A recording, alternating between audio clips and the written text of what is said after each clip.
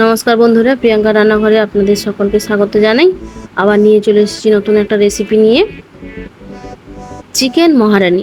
কোনো একটা রান্নার বই থেকে শেখা এই চিকেন মহারানি পদটি আমার খুবই মন কেড়েছে, তাই ভাবলাম আপনাদের সঙ্গেও শেয়ার করি। একদম ভিন্ন স্বাদের, মুখে লেগে থাকার মতো এই রেসিপি। চলুন শুরু করা যাক। চিকেন মহারানি বানাতে লাগবে বিভিন্ন ধরনের মশলা।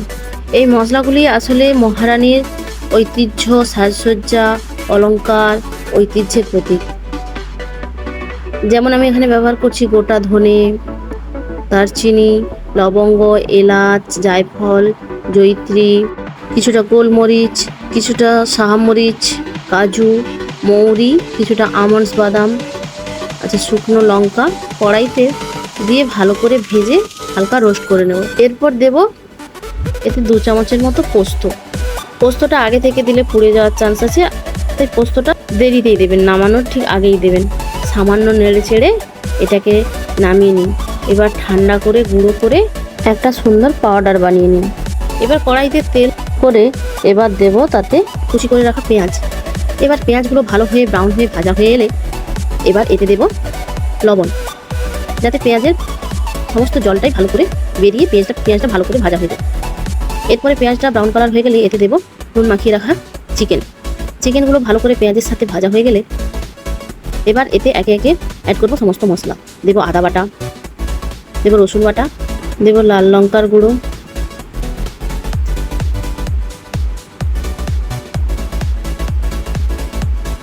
দেব হলুদ গুঁড়ো,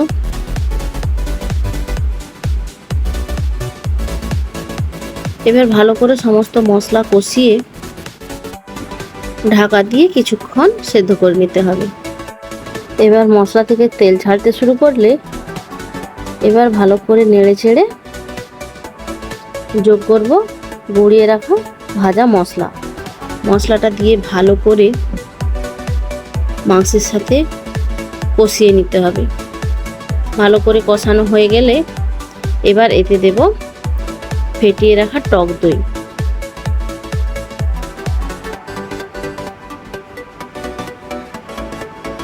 এবার দেব স্বাদের জন্য সামান্য চিনি ও লবণ। আবারও ঢাকা দিয়ে ভালো করে কষিয়ে নেব। যখন ভালো করে তেল ছেড়ে আসবে কড়াই থেকে, মাংস ও মশলা ভাজতে শুরু করবে, তখন এবার দেব কিছুটা গরম জল। মাংসটা সেদ্ধ হয়ে আপনারা যেমন গ্রেভি পছন্দ করবেন সেরকম পরিমাণে জল দেবেন। এবার মাংস থেকে তেল ছেড়ে এলে 1/2 চামচ ঘি ছড়িয়ে নামিয়ে পরিবেশন করুন।